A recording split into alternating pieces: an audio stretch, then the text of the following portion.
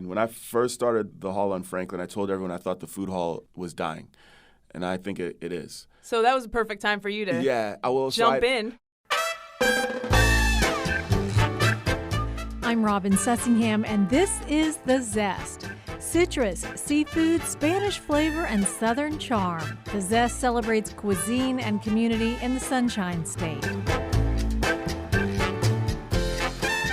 When Jamal Wilson decided to open the first food hall in Tampa, the hall on Franklin, he was determined to do it differently.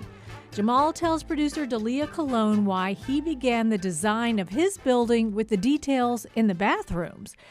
Plus, the hall on Franklin is in an historic building, and the Tampa Bay History Center's Rodney Kite Powell talks about how those spaces with a backstory can affect the whole eating experience. But first, writer Janet Reich Elsbach. She's written a guidebook to helping our friends, family, and community through various challenges with the gift of food. She speaks from the experience of caring for her own terminally ill sister and learning to appreciate the importance of nourishment for the caregiver as well as the cared for. When you want to support a family with a new baby, the neighbor who just moved in, or anyone else that could really use a hot meal and some human connection, you'll find recipes along with beautifully written essays in her book, Extra Helping: Recipes for Caring, Connecting, and Building Community, One Dish at a Time. Well, Janet, I feel like I already know you because your writing is so, it's funny and it's accessible, and I felt like you were writing to me. I felt like you were writing to a slightly harried, busy friend who wanted to help. Well, thank you. That's what I was aiming for, so that's certainly really nice to hear. Let's talk about lemons. Lemons, this is a theme that runs throughout your cooking. And it's basically the Book of Lemons. I just came up with an alternate title for the Book of Lemons. It really is. So lemon curd, lemon preserves, lemon soup. What is it about lemons? That's a really good question. There's something very transporting to me about lemons. I guess there's people in the world who don't like lemons, and I don't mean to exclude them. But in that period after my sister died, one of the gifts that I received was from a friend who lived at the time in a lemon grove. And she still periodically will send me a box of lemons from California. They're almost universally available, not as fine as those lemons, but a lemon is pretty universally available, and it has an incredible fragrance. It has a very distinctive way in which it makes things taste better. It's not necessarily a subtle thing, and I think I talk about it in the chapter around grief, that tiny little sensory experiences, not like, caviar with truffles, but just little moments like that are very grounding.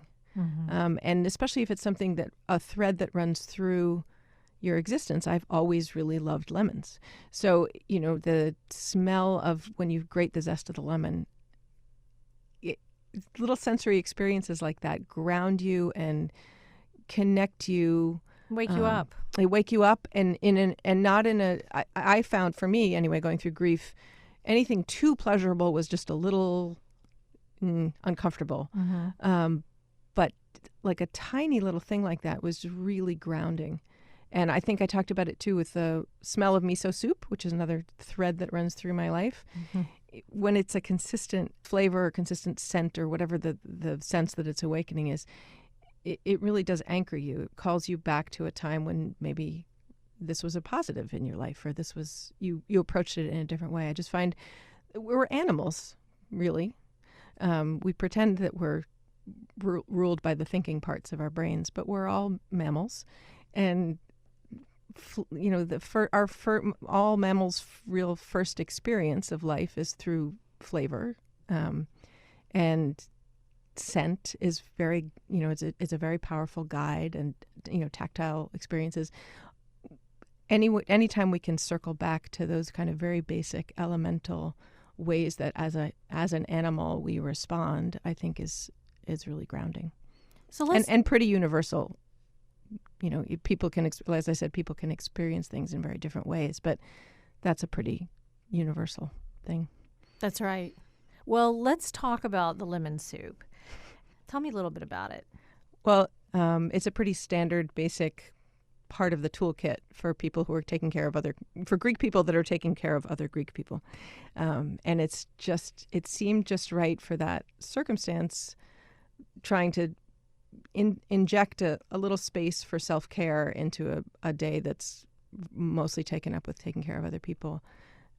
The sharpness or the tanginess of the lemon, the slightly surprising, for most people not quite familiar way that soup has got this sort of velvety consistency.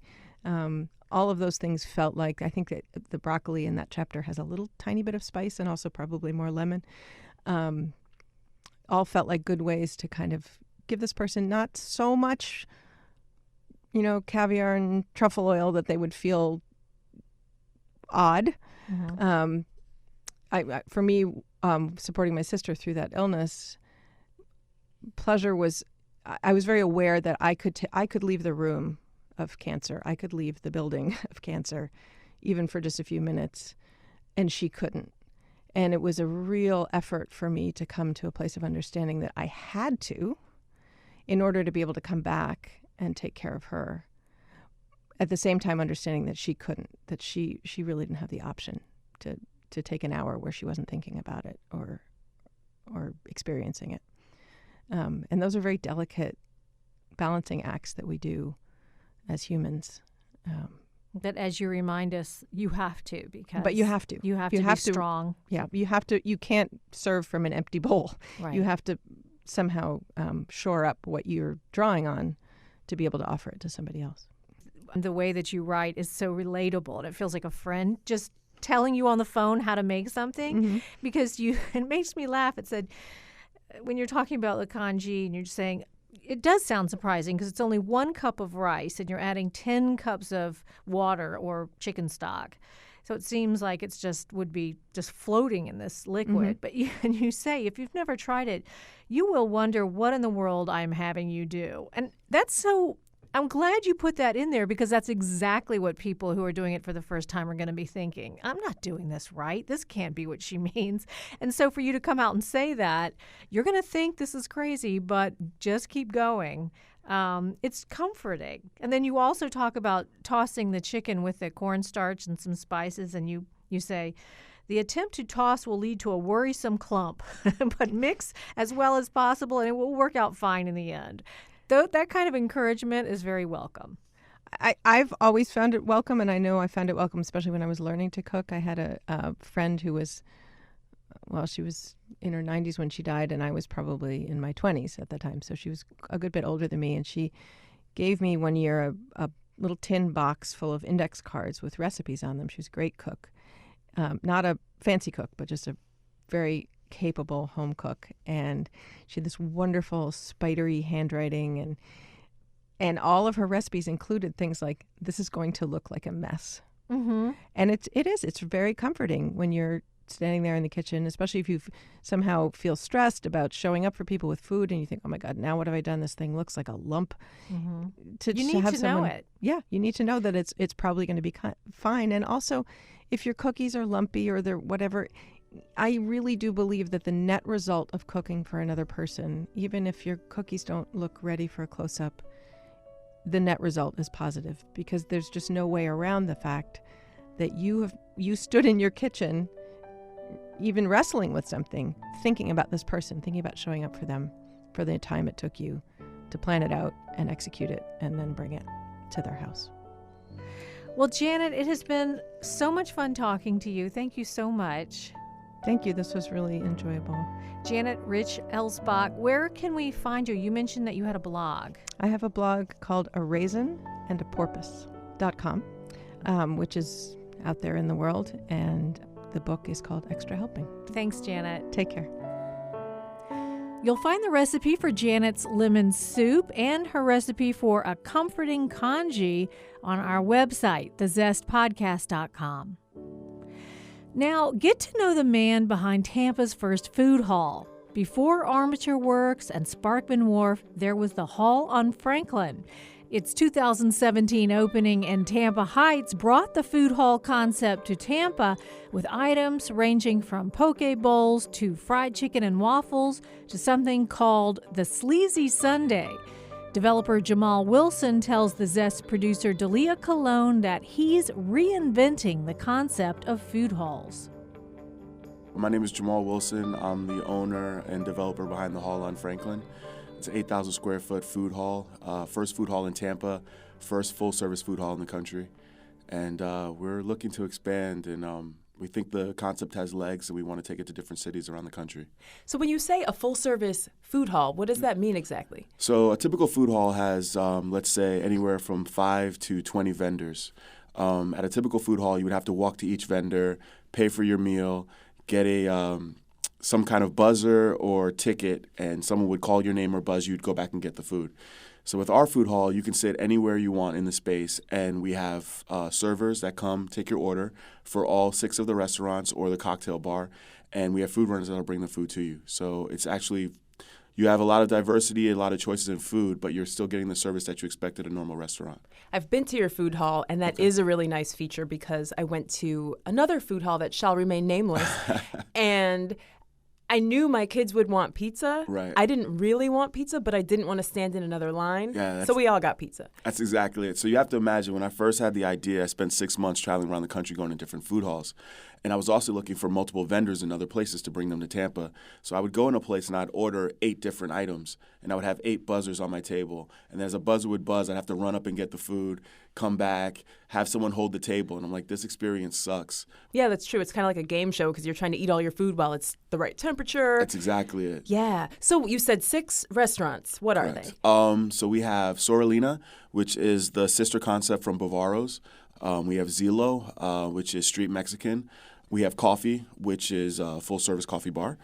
We have Poke Rose.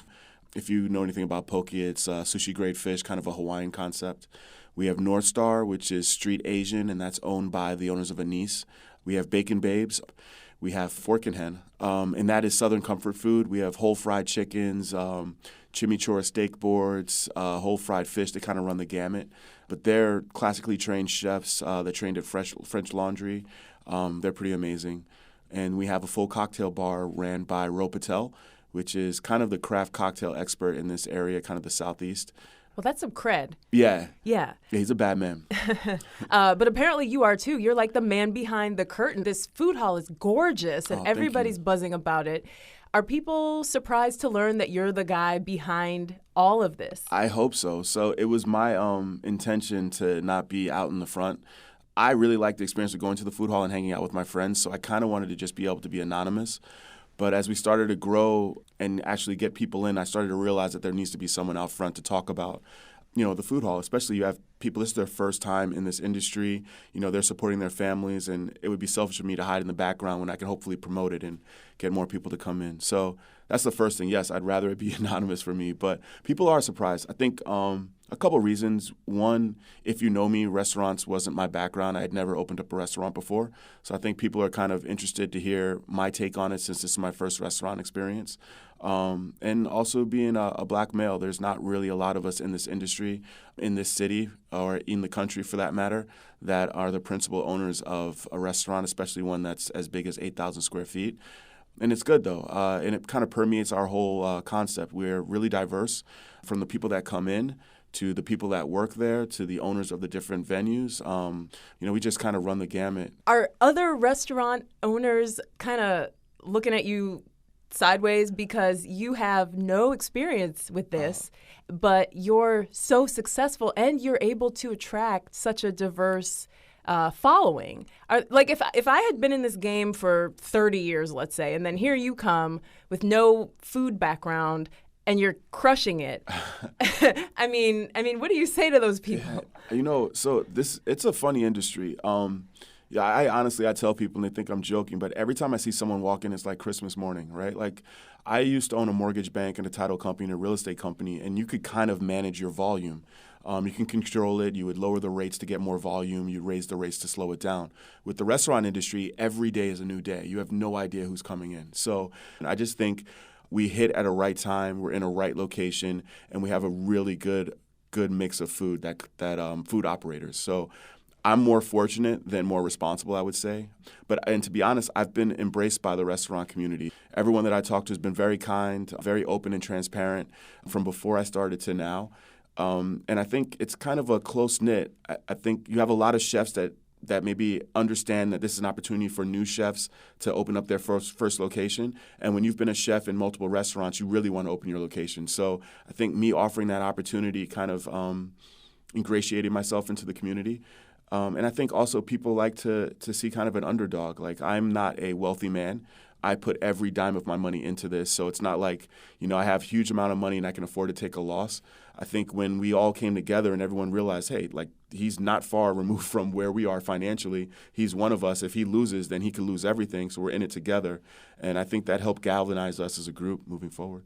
Okay, so you talked about right time and kind of right place. Let's zero in on the building itself. That's a historic building. Yep. And how did you know that building was a right fit for you? And just talk a little bit about the transformation of the building itself.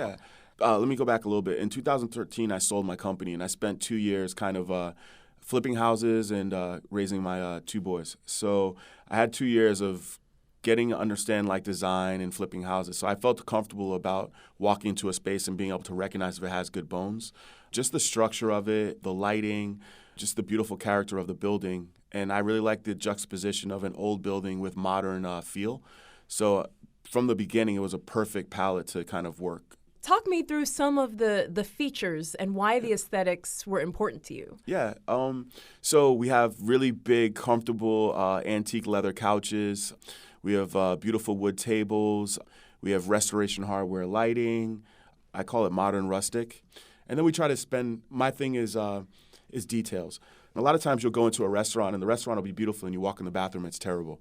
So my thing is you always got to finish the play, right? So everyone told me when you get to a certain point, no matter who you are, there'll be pressure points where, oh my God, I'm running out of money, I can't finish. And that's why a lot of times you go in a restaurant, the bathroom isn't done to that same level as the rest of the restaurant. They ran out of money.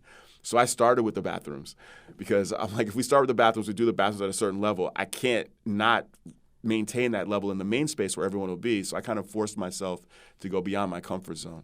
So I think everything that you touch there, from the lucite handles on the women's bathroom to the rustic hooks for women's purses, we just try to step up the level and go to a certain level that we think Tampa deserves. And it wasn't started with me, right? You go to places like Oxford Exchange that are beautiful.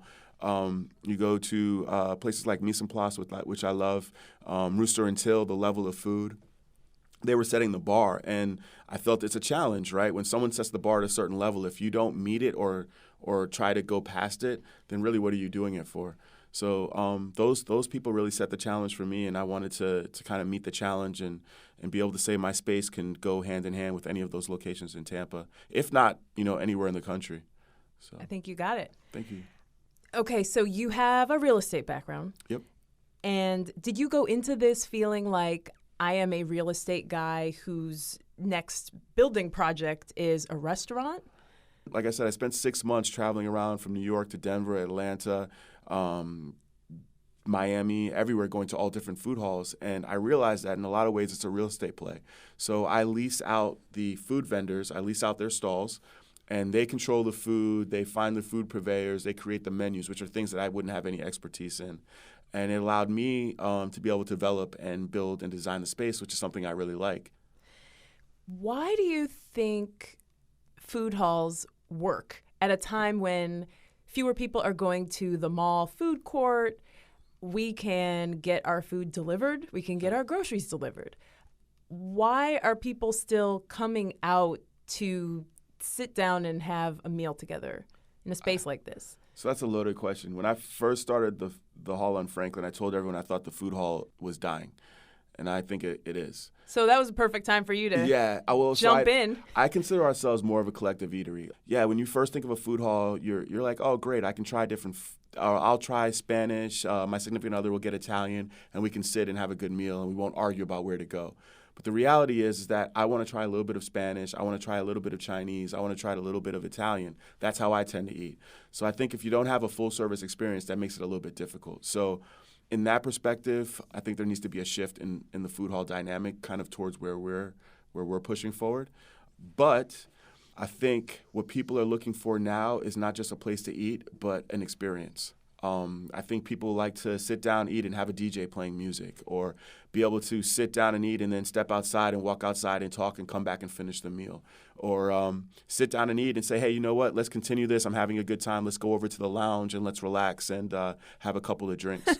That's like you could have like 3 dates. That's exactly it. Like, okay, first we're going to do coffee. The coffee's going well. All right, let's move over here and have lunch.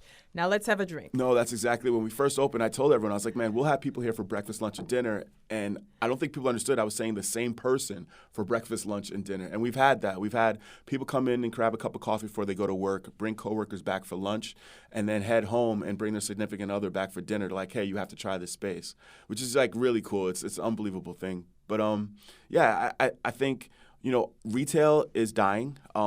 The malls are transitioning to having more experiential restaurant experiences. Perfect example is a Rocco's Taco in International Mall. It's not just a restaurant. It's kind of an experience. It's like people going crazy, drinking tequila, having a good time. Malls and places are understanding that this is what people are gravitating towards.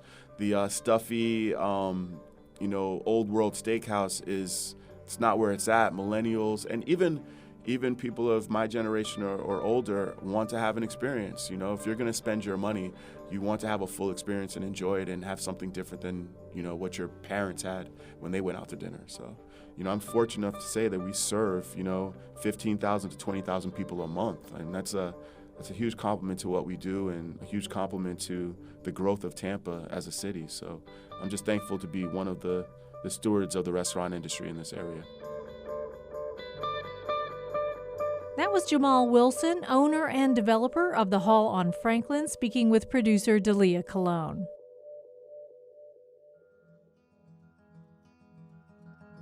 So in Tampa, we've got a lot of new restaurants opening up in historic buildings, and the restaurants kind of get some instant charm, I guess, from their atmosphere and the history of the building. Rodney Kite Powell is a historian with the Tampa Bay History Center, knows all about history in this area. Rodney, thanks so much for being with me again. Oh, happy to be here. Thank you. So the Armature Works, that was where they would keep streetcars in the old days. Yeah, the Armature Works building is a really, really neat old building that was built for industrial use, not really built to be that attractive or any kind of attraction. It was built by Tampa Electric Company in the early 1900s as the streetcar barn and as the central location for them to do maintenance and really assembly of streetcars for their very extensive streetcar system. And its location is logical given that it's near downtown Tampa, but not right in downtown, on the river, so they can, if they need to bring in parts by water, they can do so, close to the rail lines, but also very close just to the hub of the streetcar system, which stretched at one time all the way up to Sulphur Springs to the north, all the way down to Port Tampa City and Ballast Point to the south, and throughout West Tampa, throughout Ybor City and Hyde Park and downtown Tampa. It was an incredible system. And so that building, to maintain the system, was very important to the city. So that has been taken over now, and there's a food hall inside. Yeah, so the food hall concept is something that wasn't born here, but Armature Works, I think, does it really, really well. And they do it in an historic building, which is a great example that once a building, once the use of a building is no longer needed, it doesn't mean the building is no longer needed. And so the adaptive reuse of the Armature Works, which after the Tampa Electric Company stopped using it, it was a company, Tampa Armature Works, used it to build machines for the phosphate industry. But it had sat vacant for 20 years or so on the river in Tampa Heights until it was redeveloped for the Armature Works Food Hall. and they use the spaces in there in a really creative way. What do you think it is about a historic building that really appeals to people? Well, I think in your opening you said that, the instant charm. Yeah. It really, and not that new buildings, not that new construction can't be charming, but there is something about being in an old building that's seen a lot in its past. You and feel like can it has see- a story It itself, absolutely the building does. itself, not just the food, not just the restaurant. Yeah. And because you particularly an industrial building like that, while obviously the machinery is all gone, the part of the infrastructure is still there. So the tracks for the gantry crane that would lift the streetcar bodies up off of the trucks so you could do maintenance, those things are still there, those elements. There's, I think, maybe 10 fireplaces that are around the building that they use not just for warmth, but also almost, in the blacksmithing of things at some point early on. And so you see these historic elements, and you would never build a food hall with a gantry crane track in it, but being able to create that as part of the atmosphere of the place, it really makes a big difference. They used as much of the old structure as they could. They even Yes. took the old roof and milled it down into the floor. Absolutely. And there is an element that was removed years ago, a water tower, that they want to return to the space. And so they found a water tower that was the exact same one, or same kind, I should say. And so they're even returning historic elements to the space, really for the sake of aesthetics. And so it's really interesting to see that. And so the aesthetic matters. In that same neighborhood, we have Eulalie. Yes, and so Tampa Heights is a wonderful neighborhood that is that and Hyde Park, as far as Tampa goes, are the two oldest suburbs in the city. Both started around the same time in the 1880s. Because, again, just like Armature Works, Eulalie, just a little bit to the south, is on the river. It had a slight industrial purpose to it. In Eulalie's case, it was the city of Tampa's waterworks. There was and is a spring there. The spring for a very long time was called Magby Springs, renamed by the city council after Eulalie at the request, I guess you could say, of an Eagle Scout candidate who did some research and did not like what he learned about Magby and liked what he knew about the Eulalie story, kind of our version of the Pocahontas story. And so that waterworks, though, was just like the car barn, a very important part to our history. It was where our drinking water came from until they built the dam for the North and Hillsborough River for our drinking supply. And so that building is very historic and very important. And the views. I think because our waterfront has been so industrial, reusing these industrial buildings for a more public purpose affords just some beautiful views, both on the river, Armature looking south, if you're on the south side, into downtown, and then Eulalie, just that lawn where you get the river going to the south, but also where it bends going to the west and then to the north. You really get a beautiful view. Rodney, Kite, Powell, it's great to have you here. Oh, it's wonderful as always. That's all for today. You can find us on Facebook or Instagram at The Zest Podcast. Visit us at thezestpodcast.com for recipes and stories that you might have missed. And be sure to subscribe to The Zest on our website or on iTunes, Google Play, or wherever you get your podcasts. I'm Robin Sussingham. Dalia Colon and I produce The Zest with help from Craig George and Megan Trimble. The Zest is a production of WUSF Public Media.